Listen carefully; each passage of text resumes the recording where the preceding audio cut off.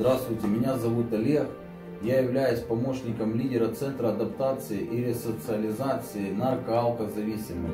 Матфея, 25 глава, с 35 стиха написано: «Ибо алкал я, и вы дали мне есть, жаждал, и вы напоили меня, был странником, и вы приняли меня, был наг, и вы одели меня». Это план, схема нашего служения Духовного Центра реабилитации. Мы занимаемся тем, что написано в Слове Божьем. Мы кормим голодных, мы кормим нуждающих. Также мы предоставляем помощь бездомным и нуждающимся людям, которые попали в трудную жизненную ситуацию.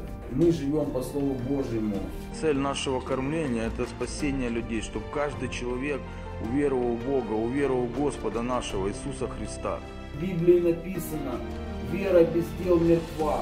Мы своими делами подтверждаем нашу веру.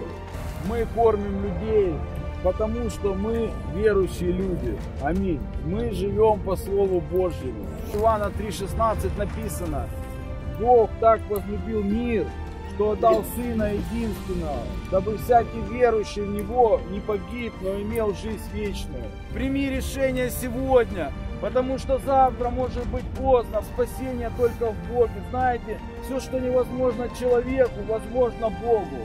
Аминь.